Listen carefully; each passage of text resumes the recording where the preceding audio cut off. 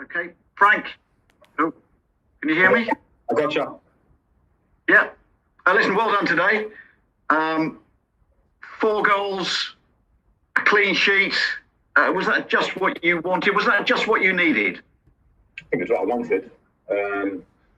We wanted to win the game today, first and foremost. And I think at half-time we'd had a lot of control, but I think probably our final third play, I think to be expected at the moment in the period that we're in, was maybe not as bright as I wanted it, not as much movement and not enough penetration. But in the second half that game, we got a very good win.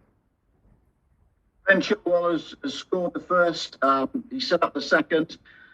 At the back, he looks very assured. Just how big was his contribution?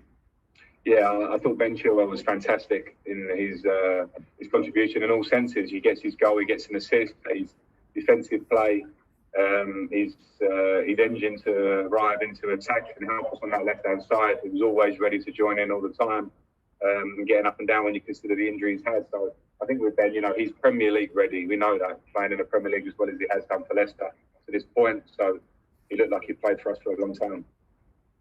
Can you clear up what was going on with the second penalty that obviously led to the fourth goal? Tammy Abraham seemed as though he wanted to take the penalty. Cesar Azpilicueta took the ball from him and gave it to Jorginho.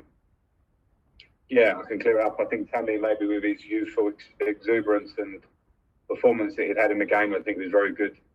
Made a bit of a mistake and wanted to take the penalty. It's not the we have a designated penalty taker, as you saw with the first penalty, and it's been dealt with in the dressing room. No problem either.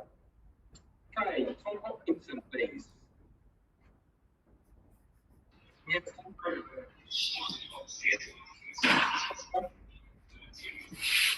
Frank, I can't hear Adrian very well. I don't know if it's me. Can you hear me? Can you hear me, Frank? Yes, can you hear me? A little bit left field this, but Edouard was speaking in French to everyone in the defence apart from Ben. Is that something that Ben's going to have to get to grips with and something that maybe you'll be learning a bit of as well? Yeah, I don't know about Ben learning it.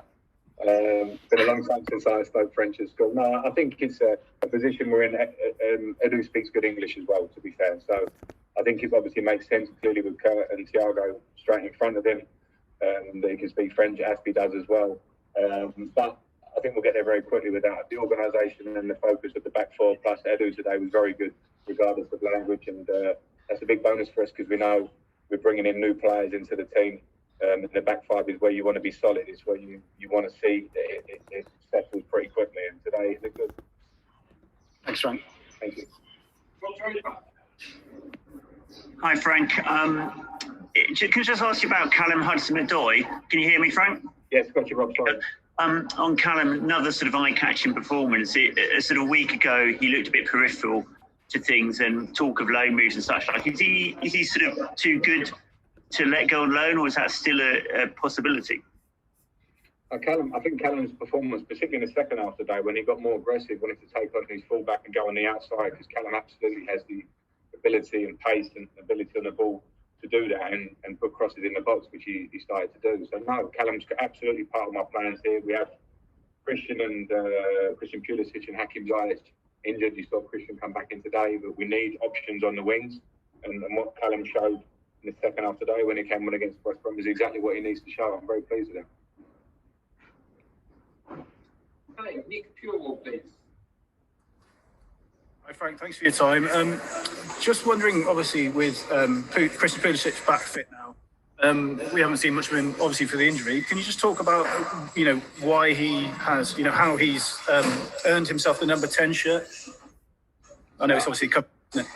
Yeah, but listen, I think Christian had a very good season for us. It was a breakthrough year for us. I think, the goals and assists that he made were the highest he's made in his career. So when you I think we're all excited about the idea of what the levels of Christian can go on to. He's had a bad injury. His hamstring injury was not a simple one. It was grade 2, a difficult injury to come back from.